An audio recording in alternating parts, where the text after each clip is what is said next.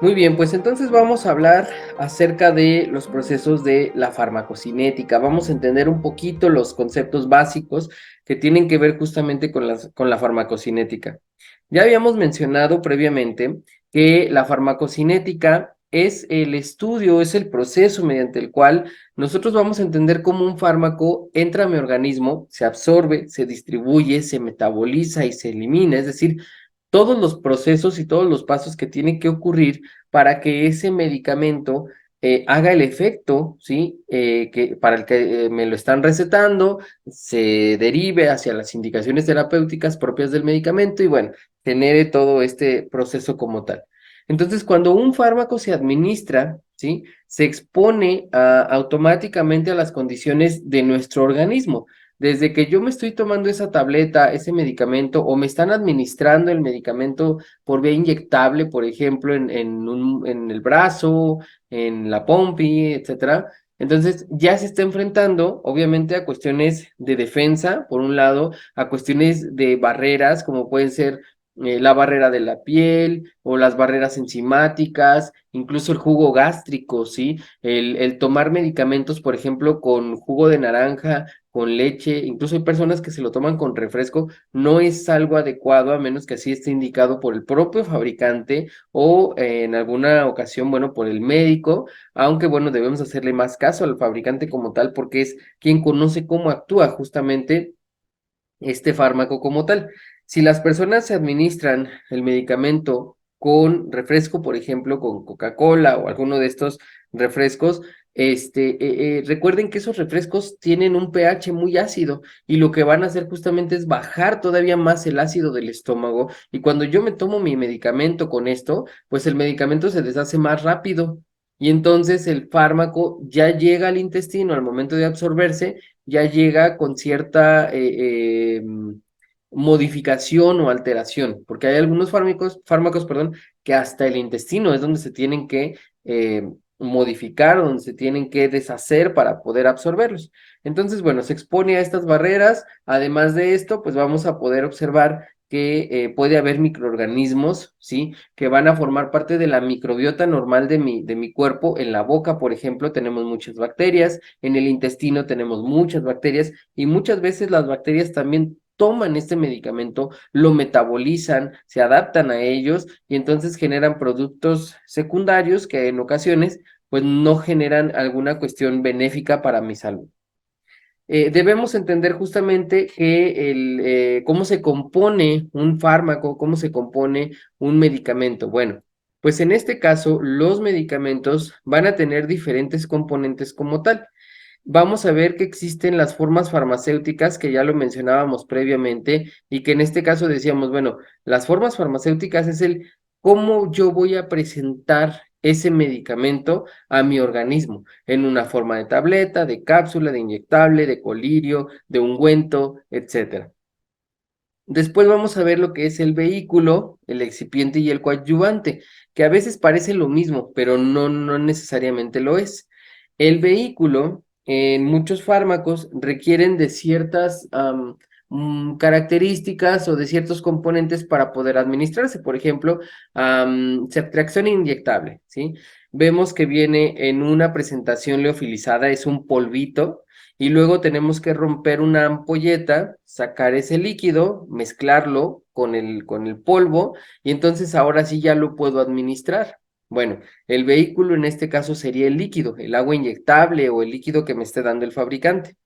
El excipiente qué es y los coadyuvantes qué son. Bueno, los excipientes y los coadyuvantes generalmente son sustancias que favorecen la estabilización de mi molécula. ¿Qué quiere decir con esto? Bueno, los excipientes, por ejemplo, pueden ser almidón, puede ser azúcar, puede ser alguna cuestión como esta, ¿no? Entonces, me ayuda a darle como esta forma a mi tableta, a darle esta forma a mi grajea, por ejemplo, y demás. Entonces, muchas veces por eso cuando vemos un fármaco, por ejemplo, en las cápsulas rígidas, pues adentro ya viene el polvito, ¿sí? Cuando las comparamos con las tabletas, pues la tableta es una masa compacta de estos excipientes y de estos coadyuvantes como tal. El principio activo, pues es la molécula, es el fármaco que va a hacer el efecto terapéutico. Y ese es muy importante precisamente por esto, porque es la molécula que va a poder hacer el efecto. Es decir, si yo tengo, no sé, un proceso infeccioso, pues ese principio activo es el que va a atacar a la bacteria. Si tengo un proceso inflamatorio, ese es el principio activo, esa es la molécula que va a llegar a inhibir la producción de sustancias inflamatorias, etcétera, ¿sí? Y la concentración o la dosis, que bueno, en este caso es muy importante tomarla en cuenta por el hecho de que es la cantidad del fármaco que va a llegar a mi organismo. ¿Ok? Bien, por otro lado, vamos a poder entender justamente que estos procesos, específicamente hablando de cuando yo me administro, cuando yo consumo alguno de estos medicamentos, debemos entender que va a pasar por diferentes etapas precisamente de metabolización, ¿sí? Desde el hecho en el que yo lo estoy administrando, es decir, yo lo estoy tomando o lo estoy inyectando, etcétera, pues desde ese punto debemos de considerarlo como tal. Entonces, para eso, la farmacocinética se apoya de un proceso que es el proceso del ADME, por sus siglas, ¿sí? Que es desde el momento en el que el fármaco ingresa a mi organismo hasta que se elimina, ¿sí? Y entonces viene el proceso de administración, distribución, cuando se distribuye a los tejidos, metabolismo, es decir, cuando se empieza a transformar, y recuerden ese término, porque el metabolismo es transformar, y en el caso de la farmacología, cuando hablamos del metabolismo, hay dos cosas: o se metaboliza, es decir, se transforma para activarse, o se metaboliza para eliminarse, que es lo que se busca normalmente con el metabolismo.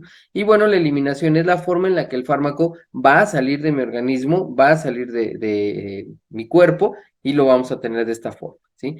Entonces, la farmacocinética, en el caso de todo este proceso ADME, nos va a permitir garantizar una farmacoterapia adecuada, ¿sí? Con la mayor efectividad posible para el paciente, y eso es lo que hay que buscar: efectividad, seguridad para el paciente y obviamente el éxito terapéutico, ¿sí? Entonces aquí lo podemos observar.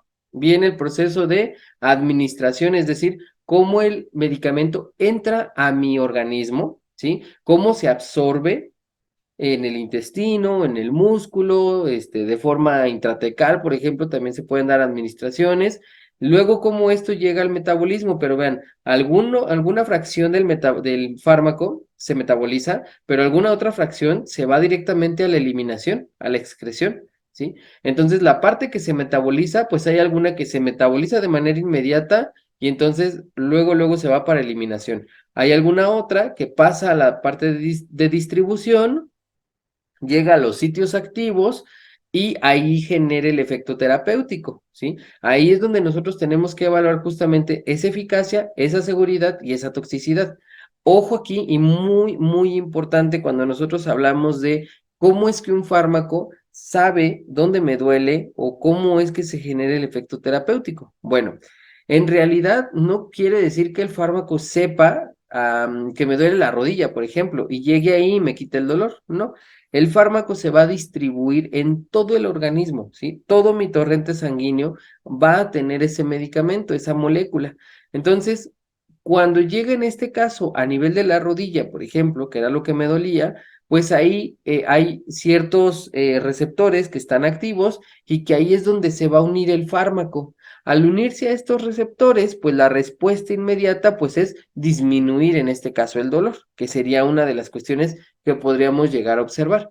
Y bueno, después de eso, pues el metabolito o el fármaco, pues tiene que llegar precisamente a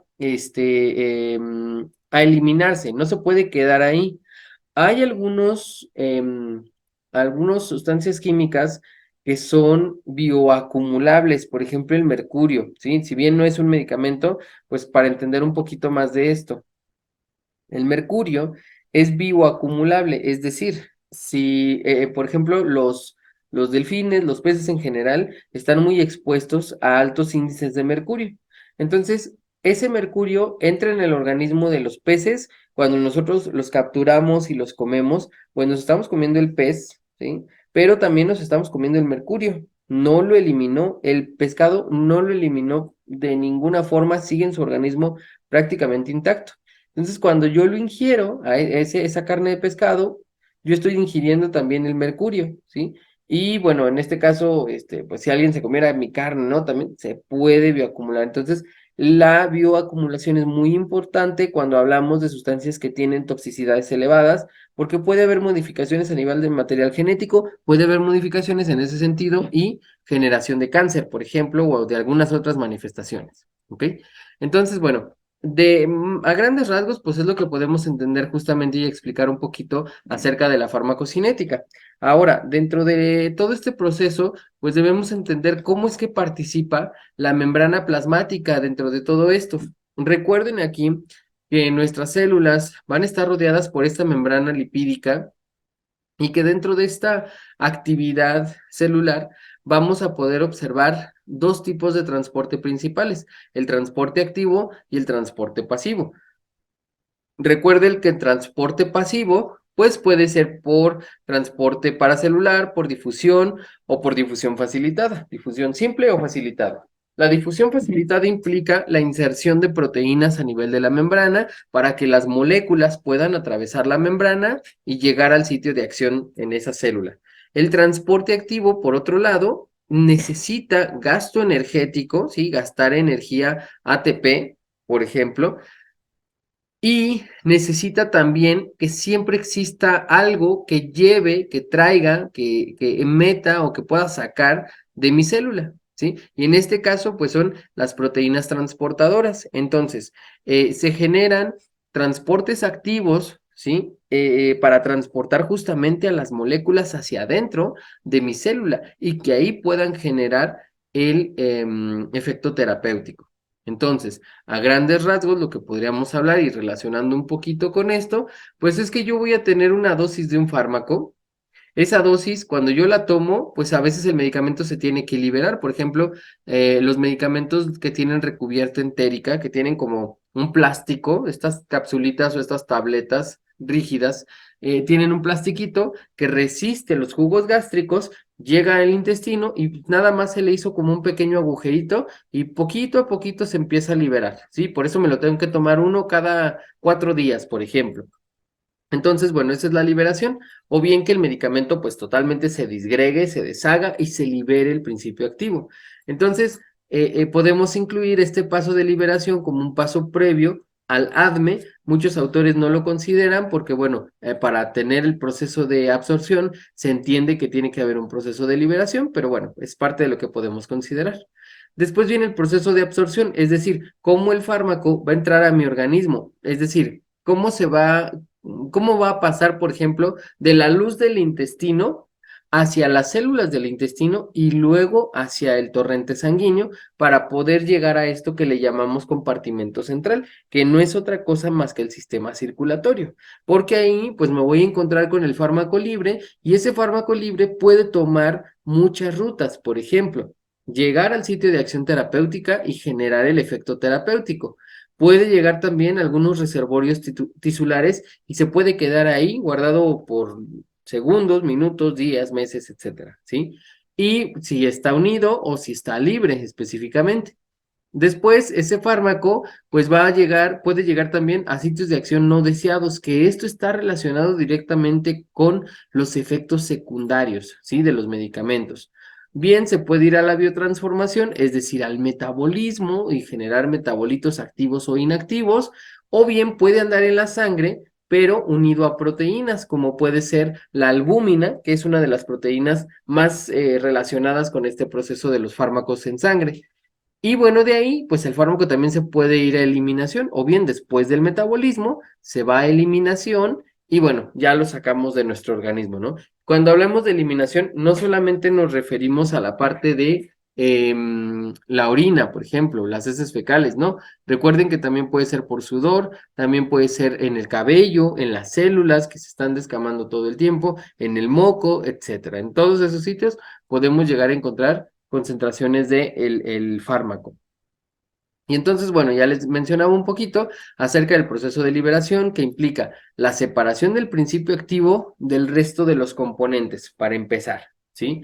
Dependerá entonces de la vía de entrada del fármaco, así como de la forma farmacéutica. Por ejemplo, un inyectable, pues no requiere liberación, porque ya lleva el fármaco ahí disuelto en ese inyectable, en esa forma inyectable.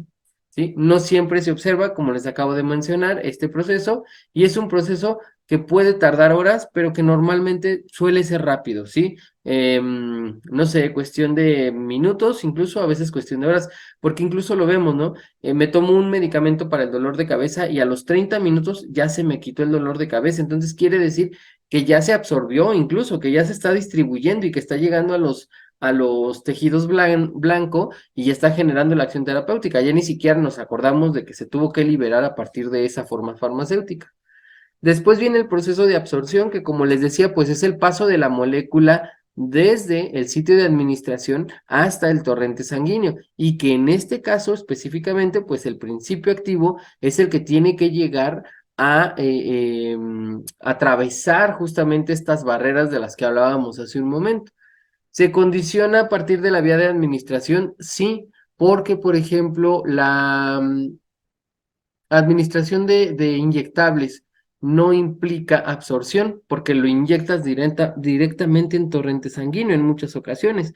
Entonces, pues ya no necesitas que se absorba, ya lo estás poniendo ahí. En cambio, si te tomas una cápsula, una grajea, si el paciente necesita, por ejemplo, un supositorio, etcétera, pues ahí sí vamos a ver procesos de absorción, ¿sí? Y entonces, el proceso de absorción nunca va a ser completo y eso es algo bien importante. En la presentación de mi medicamento me dice, no sé, tal medicamento 100 miligramos. Bueno, de esos 100 miligramos yo voy a estar absorbiendo menos del 80%, ¿sí? Generalmente. Varía obviamente con diferentes fármacos. Hay fármacos que tienen muy buena absorción del 99, por ejemplo, 99%. Pero hay otros que tienen una absorción malísima del 20%, del 2%. Entonces, dependerá mucho de la molécula, dependerá obviamente de hacia dónde nos tenemos que dirigir, pero bueno, en este caso es algo que podemos y debemos de considerar también. El proceso de absorción implica justamente eh, que haya ciertos factores que influyen en esto, ¿sí? No siempre es como que el fármaco se absorbe totalmente, como les acabo de mencionar. Muchas veces depende de la molécula, depende de la vía de administración, depende de con qué me lo estoy tomando, ¿sí? De la forma farmacéutica, del grado de ionización. ¿Qué quiere decir esto? Bueno, pues de que en mi molécula, y recuerden esto de sus clases de química justamente, muchas veces los cationes y los aniones están trabajando ahí, están jugando papeles muy importantes dentro de la formación de un complejo, dentro de la formación de un compuesto. Entonces, el grado de ionización es muy importante en este sentido. Debemos de tener en cuenta las características fisicoquímicas. Hablábamos, por ejemplo, de la liposolubilidad, que entre más liposoluble, pues más se puede absorber justamente este fármaco. Vemos también dónde va a ser la superficie de contacto, si es a nivel intestinal, pues tenemos una enorme superficie de contacto, pero si es, por ejemplo, en el ojo, porque me estoy poniendo unas gotitas para el glaucoma o alguna cosa así, pues es menor la superficie, incluso el pH cambia, ¿sí?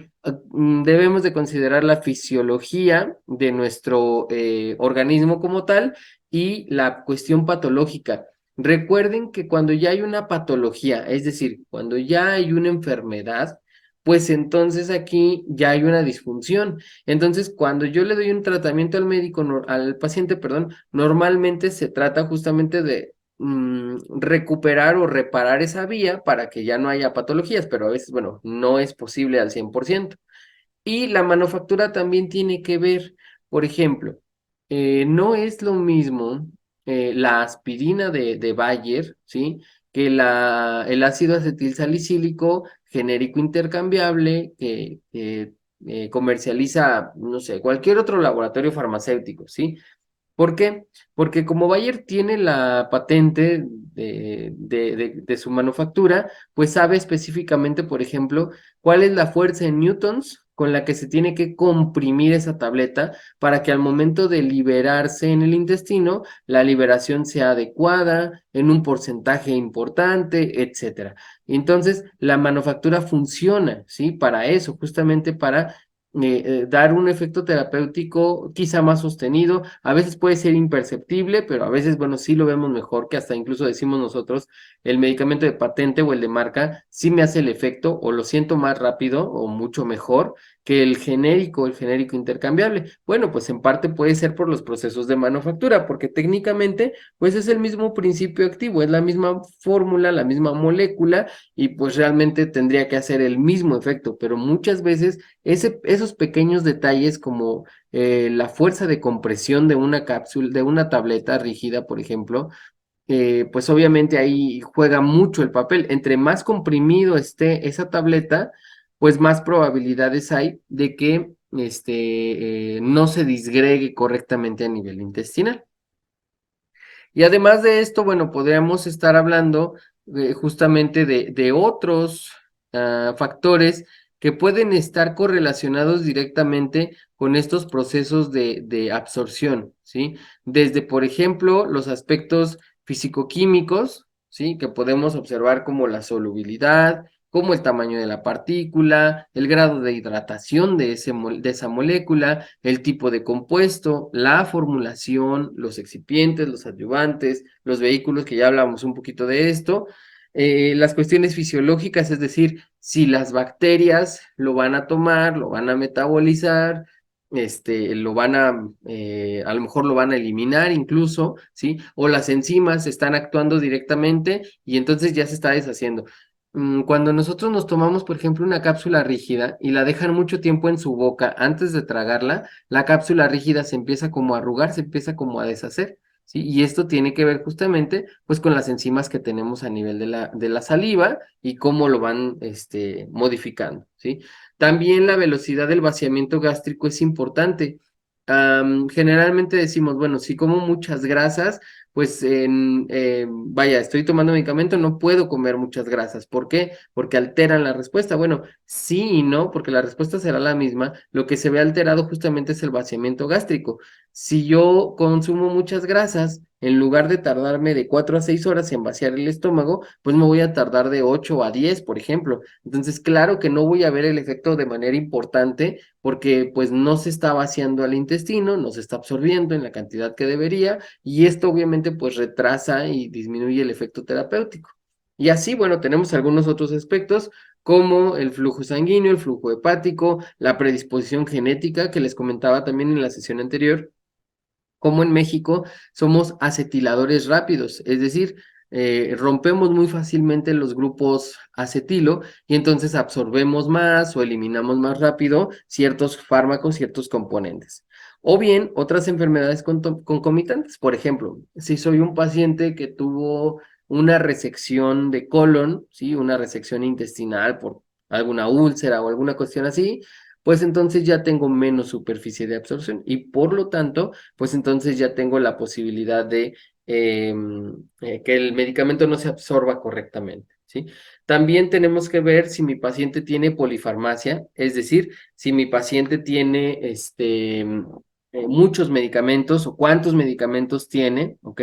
¿Qué tipo de alimentos consume? Y algunos de los hábitos, como estos que les decía, muchas personas se toman los medicamentos con refresco y pues es algo que hay que evitar a toda costa, no hay ninguna indicación de ningún fármaco que diga, toma este medicamento con refrescos o bebidas carbonatadas o algo por el estilo, no, no lo existe como tal, ¿sí? Y entonces podemos estar observando justamente que ese proceso de absorción, bueno, pues se da a nivel intestinal en la mayoría de los casos, ¿sí? Vemos cuál es el área en cuestión de centímetros o la superficie del área en la que vamos a poder observar la absorción. Y entonces vean, cuando nosotros nos vamos a ver las microvellosidades, en cuestión de centímetros cuadrados, pues tenemos alrededor de 2 millones, perdón, de centímetros cuadrados para lograr la absorción de algo, ¿sí? De alimentos o nutrientes y de fármacos o de sustancias que estén ahí. Entonces, todo eso es importante como tal. Ahora recuerden que el medicamento, después de absorberse, se tiene que transformar, se va a metabolizar, ¿sí? Ya vamos en la parte de ese metabolismo de primer paso, perdón, donde el fármaco llega al hígado y entonces ahí cambia de forma y ya sea que se active o ya sea que se elimina como tal. En este caso, bueno, los fármacos llegan al hígado, después de esa absorción a nivel de la vena porta, y entonces en este caso, vaya, aquellos fármacos que lleguen aquí al metabolismo del primer paso ya se van a ver alterados, ¿sí? Ya no van a llegar eh, como originalmente estaban específicamente. Entonces, también eso es importante tenerlo en cuenta, considerarlo, porque muchas veces es lo que ocurre, ¿sí? Vemos metabolismo de primer paso y entonces lo que debemos hacer ahí, pues es modificar las dosis para que la cantidad del medicamento que se va a metabolizar, pues no impacte de manera significativa y directamente con el efecto que yo estoy buscando en mi paciente, con el efecto que yo voy a poder observar para con mi paciente, ¿sí? Bueno, entonces, ya que pasa por esto, pues el medicamento se distribuye, es decir, llega al hígado y el hígado es como mi centro de de distribución. El medicamento se va al plasma, se va a los adipocitos, se va al fluido intracelular, al fluido extracelular, a los líquidos orgánicos, a los tejidos, etcétera. Se va a todo el cuerpo, ¿sí? A todo el cuerpo como tal. Y en este caso, pues hay una triada que es la vena hepática, la arteria hepática y la vena porta, que son las que llevan los medicamentos al hígado y las que los distribuyen justamente por todos estos sitios anatómicos que estamos observando. Entonces, una vez que está ahí el medicamento en el hígado y que se empieza a distribuir, pues entonces nos vamos a encontrar con nuestro fármaco en tres diferentes fracciones, ¿sí? La fracción libre en plasma, que en este caso es la fracción responsable del efecto terapéutico y que pasa en este caso de los capilares hacia el tejido donde va a actuar, ¿sí? Entonces decíamos, si la fórmula, si el principio activo está libre en plasma, pues entonces vamos a tener ese efecto como tal. Vamos a poder observar también la fracción unida a proteínas séricas, que en este caso son proteínas principalmente como la albúmina, que nos implica como una reserva, ¿sí? Una pequeña reserva del medicamento mientras se está metabolizando en otros sitios, o bueno, muchas veces ocurre porque tienen mucha afinidad a estas proteínas séricas. Entonces también eso es algo que se tiene que evaluar, porque a veces eso vuelve a mi molécula algo de liberación prolongada, porque hasta que no se logra liberar de la proteína sérica, pues la seguimos viendo ahí y mientras esté pegada a estas proteínas, no va a haber actividad, ¿sí? No vamos a tener actividad farmacológica como tal. Y finalmente la fracción intracelular, que es el principio activo acumulado adentro de mis células. ¿Cuáles células? Las que tenga, ¿sí? Aquí recuerden que no es la de la rodilla específicamente, no. Hay muchos principios activos que se acumulan, por ejemplo, en los adipocitos, en el músculo estriado, ¿sí? Entonces, todas esas cuestiones las debemos de considerar. ¿Cuál es el que va a estar haciendo el efecto terapéutico? Pues la fracción libre, ¿sí? Es la que va a poder llegar, unirse a receptores, empezar a generar todas estas cascadas de respuesta y bueno, más adelante se va a liberar para metabolizarse o para eliminarse como tal, ¿sí? Y entonces aquí podemos observar precisamente cómo se da el proceso de distribución. Vean, por ejemplo, ¿sí? Si yo administro un medicamento directamente en suero, en plasma, en sangre, pues no hay procesos de absorción, como en este caso que primero se tuvo que absorber y luego se tuvo que distribuir, ¿sí? En este caso no. Bueno, pues se absorbe directamente en la sangre y de ahí va bajando la concentración, va bajando, y entonces requiero una nueva dosis a, no sé, a las 6 horas, a las 8 horas, a las 24 horas, etcétera, que también es algo que se suele observar, sobre todo en los hospitales. Por otro lado, dependiendo el sitio hacia el cual se pueda distribuir, pues bueno, aquí lo podemos observar, ¿sí? Tenemos una dosis inicial y en este caso nos dice, bueno, primero pues se va al corazón, se va al cerebro, se va al hígado, luego se pasa a los músculos y a la piel y finalmente pues bueno, se puede quedar por mucho tiempo y es lo que nos dice esta imagen, por los adipocitos, el hueso, ¿sí? O la médula ósea y el tejido conectivo como tal. Ujú. Y así es como se van a comportar entonces nuestros fármacos. Vean, el medicamento se administra, sube la concentración en sangre y luego empieza a bajar, ¿sí? Por eso, y aquí lo vemos, es muy importante que el paciente se adapte al horario, ¿sí? Y específicamente que diga, ok, es cada 8, pues cada 8, porque ya sé que a las 6 horas esto empieza a bajar y voy a perder la dosis. Entonces, muchas veces volver a alcanzar la dosis, dependiendo del tipo de medicamento, puede no ser algo tan sencillo y es algo que también, bueno, debemos de tomar en cuenta. Bueno, Ahora, ya que se distribuyó el medicamento, pues hay que metabolizarlo, es decir, hay que transformarlo. ¿Para qué? Para poder eliminarlo. El metabolismo, dijimos, implica dos cosas. O se transforma para activarse, que sería el metabolismo de primer paso, o se transforma para eliminarse, ¿sí? Básicamente. Y entonces el metabolismo se va a dividir en dos principales fases, que son la fase de alteración de la estructura química y la fase de conjugación polar. Si ustedes recuerdan, cuando hablamos de polaridad en el caso de la química, hablamos de sustancias que pueden estar o no en contacto con el agua. Si yo transformo a mi molécula, a la molécula de mi fármaco, en algo más polar, pues lo hago que pueda ser eliminado más fácilmente en orina, porque la orina prácticamente es agua. Entonces, de esa manera es que lo puedo transformar para eliminar. ¿Ok? Entonces, en este caso, el proceso del metabolismo tiene como objetivo garantizar la producción de tamaño, de polaridad en estructuras químicas para favorecer la eliminación como tal. Y para ello se utilizan algunas reacciones químicas muy específicas que les presento a continuación. Yo tengo un fármaco, yo lo ingerí, ¿sí? Me lo administré o me lo administraron y entonces el fármaco, después de haberse distribuido, regresa al hígado como tal, a la fase 1, ¿sí? Y puede pasar por fase 1 y luego a la fase 2. O bien, en algunas ocasiones, pasa directamente a la fase 2 de conjugación para ser eliminado. Aquí se oxida, o se hidroxila, o se rompe por hidrólisis, y luego se conjugan, y si se conjugan, pues es porque van a la eliminación como tal. En el hígado tenemos una familia, una superfamilia enzimática que es el citocromo P450. Esas enzimas pues están trabajando todos los días porque no solamente se enfocan en fármacos, sino que se enfocan en otro tipo de productos que nos llegan aquí al hígado y entonces esas enzimas pues son sumamente utilizadas en la cuestión de la investigación para entender justamente cómo se dan los procesos de metabolismo, ¿sí?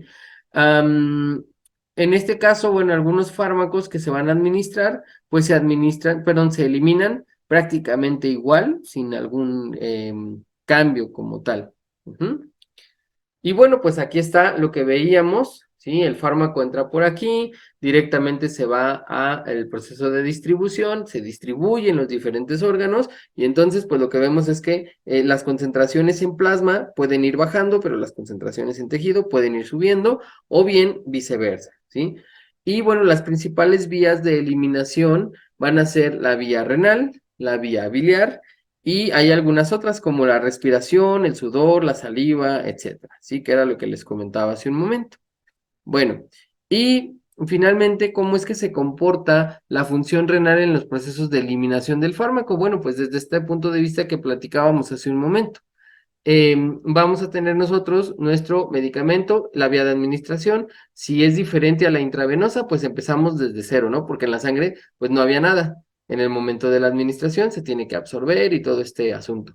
En el caso de las administraciones intravenosas, pues ya, desde el momento en el que lo administras, ya se está yendo al suero, digo, a la sangre, perdón, entonces ya lo puedes cuantificar y bueno, se observan de esta forma.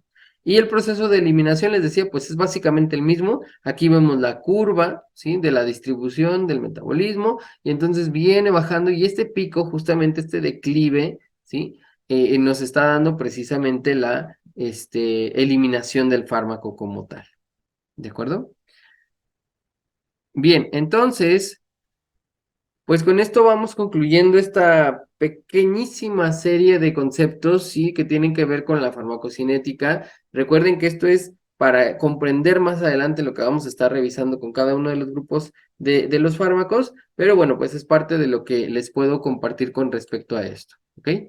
Bueno, les agradezco que estén aquí, que se hayan conectado. Déjenme sus preguntas para poder resolverlas con respecto a todo esto de la farmacocinética y seguimos revisando más temas más adelante. Muchas gracias.